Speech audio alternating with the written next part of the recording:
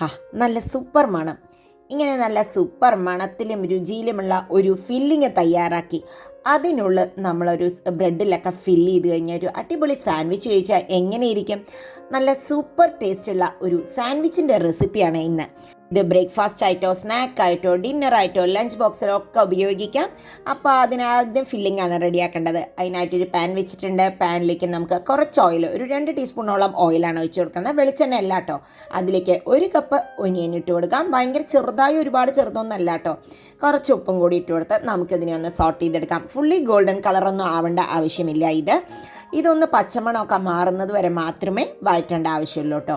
അപ്പോൾ ഇതാ പച്ചമണമൊക്കെ മാറിയപ്പോൾ അതിലേക്ക് 1 ടീസ്പൂൺ ഗാർലിക്കും 1 പച്ചമുളക് ചെറുതായി അരിഞ്ഞതും കൂടി ഇട്ട് കൊടുക്കുന്നത്. ഗാർലിക് ഒന്ന് ചതച്ചിട്ടാണ് ഇട്ട് കൊടുത്തത്. ഇനി അതിലേക്ക് 1 കപ്പ് ടൊമാറ്റോ, നന്നായി പഴുത്തുള്ള ടൊമാറ്റോ ആണ് കേട്ടോ.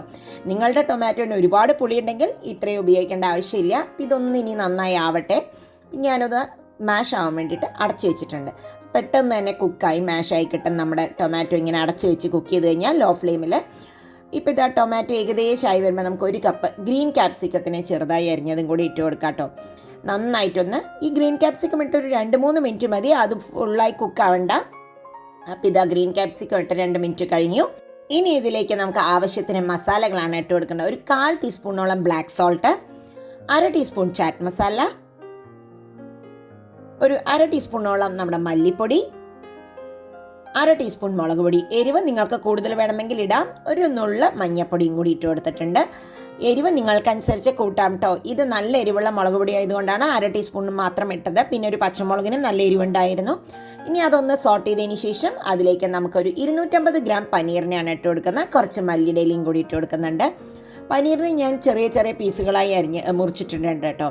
അതിനെ ഒരുപാട് ചെറുതാക്കണ്ട, ഒരുപാട് വലുതും വേണ്ട, അങ്ങനെയാണ് ചെയ്തിരിക്കുന്നത്. ഇനി അതിനെ നന്നായി ഒന്ന് മിക്സ് ചെയ്തൊരു 2 മിനിറ്റ് നമുക്ക് അടച്ച് വയ്ക്കാം. അതിലേക്ക് ആ പനീറിലേക്ക് ആ മസാലകളൊക്കെ ഒന്ന് ആവട്ടെ.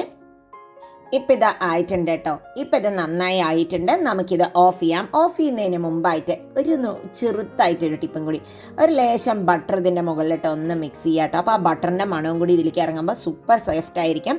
പനീർ നമ്മൾ ഫ്രൈ ഒക്കെ ഒന്നും വേണ്ട കേട്ടോ. ഇതിലിടുമ്പോൾ ജസ്റ്റ് ഞാൻ ഫ്രോസൺ പനീർ എടുത്ത് വെള്ളത്തിലിട്ട് ഡീഫ്രോസ്റ്റ് ചെയ്തതാണ്.